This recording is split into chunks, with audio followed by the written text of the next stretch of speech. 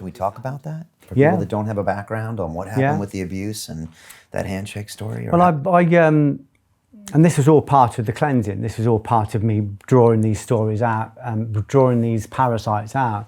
I'd reached a high level in martial arts. I was starting to talk about metaphysical power. One of the metaphysical powers is forgiveness, or recognizing the Dharma, recognizing the law, recognizing the law of compensation, reciprocity, and giving this person who abused me over to that law, rather than pretending I can pardon him and holding on to that, giving him over. So I was starting to talk about forgiveness as a metaphysical power, but I was only talking about it. Then one day I'm a lump, I'm about 16 stone. I can kill in 30 different languages, I was trained in all these martial arts, and I sat in a cafe in Coventry and I look across and there he is. The guy that abused me. And he was a martial arts instructor. He was a martial arts instructor. When you were what age? When I was 11. 11. He groomed me and sexually assaulted me. The grooming was more damaging, and then after the sexual assault, there was, lots of stuff went on where I was like kind of kicked out the class, because I was ridiculed, and it was like you imagine you've got the person that you hero worship, that you idolise, and then he abuses you, and then he starts to ridicule you because he's obviously afraid that you're going to tell somebody. So suddenly, I don't realise until much later that at the age of 11, this guy's, altered my life by about that much. And by the time I'm 40, I'm 2 country miles out of sync. I'm completely out of balance. So I'm trying to bring myself back to the centre. And did you remember what had happened? Had you blocked it out? A lot of it's still blocked. A lot of it I can only remember up to a certain point. I remember being terrified. I remember waking up with my pajamas undone and all of my genitalia out. And I remember a hand on my arse. I remember weight on me, and I remember this darkness in me, this terror, this absolute terror. And I remember then I don't remember anything. The next thing I know, I wake up in the morning, and this guy's he's pretending to be asleep, but his mouth is touching mine. His face is so close to mine, it's touching, and I wake up to this. And I know he's pretending to be asleep. I can feel it, and his mouth is on mine, and I'm so terrified. I'm so afraid. And when I pluck up the courage a little bit later in the morning to say to him someone was touching me in the night, and he just laughed it off. He said, "Oh, you sure you're not imagining it, And I'm like, I'm 11. I'm probably closer to 12, but it's not something. It's not a fantasy I've got. I've hardly kissed a girl. I don't know anything about this kind of stuff. I just know I idolise this guy.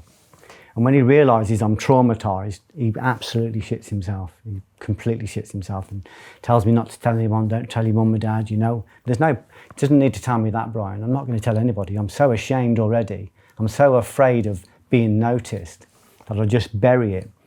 So this happens at this age, and I don't realise that from that age on, part of me jumped out, part of me abandoned myself, and then I've got this frightened kid in me, and I build this carapace of armoury around it. So by the time I'm in my early 30s, I'm a physical monster, and I can have a fight. And anybody that threatens to try and control me or abuse me, I just knock them out. That's it. And I've got the skills to do it. I'm starting to see that's not right. I'm starting to see that I'm battering daddies and uncles and brothers and sons. I'm seeing that. I'm seeing it's not right. And I'm starting to bump into Funakoshi and Kano and Ueshiba, the gods of martial arts, and they're talking about Budo. So I'm starting to explore that. So I'm starting to talk about forgiveness, and then suddenly this guy turns up in a cafe in Coventry, and this voice goes, "Here's your chance." And fucking hell, my skill's gone. All my armoury's just gone. It disappears. I'm 11 again. I am terrified. I'm trembling. I know I can have a fight. I know that's there. I'm not worried about the fight, but I'm 11. This kid comes directly to the surface. But I know instantly that if I go over and I'm violent with him, if I'm physical with him, I know that I'm going to feed whatever parasite's in me. I knew innately that the only way to get back what he'd stolen from me would be to find some level of compassion. Compassion is like it melts hatred and anger like butter on a griddled sweet corn. It is a very, very powerful remedy. It's a very powerful internal tool. If you can actually pull it off. You've got to be able to pull it off. One thing to talk about it. You've got to feel it. Right. So I go over, part of me wants to run. I felt part of me climb out of my body and run. And I just thought, no one will know if I just walk out. And I thought, well, I'll know. So I went over and I just said, you don't remember me. And he just looked up. He's a big guy. And I said, when I was a boy, you sexually abused me. And he went to stand up and I said, sit down, stay where you are. And it was a command. You know, I just said, and I was trembling, I was emotional, I was nearly crying with anger and rage and fear. And I said, you fucked me when I was a boy, you abused me. He didn't literally fuck me, but I said, you fucked me. You fucked my head. And I said, and you need to know I forgive you. I forgive you. And he just crumbled. And I went to walk away and he stood up and he put his hand out and he was trembling like that. And he wanted me to shake my hand. I know what he was saying. He was saying, are you forgiving me or are you forgiving me? And I knew I had to shake his hand. And it wasn't like I was letting him off because I haven't got the power to do that. I recognise now that we don't have the ability to pardon people. We don't have the ability to let them off. We don't have the ability to forgive people in the way that people think. All we have the ability to do is give them over to reciprocity, give them over to their own karma. We've got the ability to repent ourselves for all the things we've done. We haven't even got the ability to forgive ourselves. We've got the ability to repent. And repent means to return or to find refuge or to repair. It means to come back to the still centre. So I knew I'd got the power to give him over to reciprocity, and I trusted that whatever would happen whatever needed to happen would happen. So I shook his hand, and that was the very, very beginning of my repair, my healing, my return back home. A few years later, as you know, we heard the news that he committed suicide. And that was reciprocity working. Lots of abuse cases caught him up from the 70s, and he went to London and he hung himself in a hotel room. How'd that make you feel?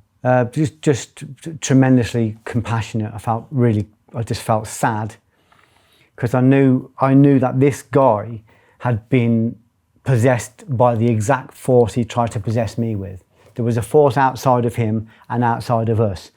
You could call it evil, or you could call it the devil or demons, whatever you want to call it. There is a force, there is a living force, a repellent force that tries to stop people from achieving their goals, and it tries to get inside them and it tries to feed off them. Eckhart Tolle calls it the pain body, the world pain body. We have individual pain bodies and world pain bodies, and these energies try and find matching vibrations and they enter them. So this guy was a victim as well. I'm not condoning what he did. What he did, you know, and who he hurt, you know, it's indefensible. But I knew that he was a victim to this force, the same as he'd made me a victim to it. I'd severed this bond. I'd stopped him. I'd broken off his feeding tube. I'd stopped him and this other energy from feeding off me and broken away from it. But he hadn't, and it consumed him and ended up killing him.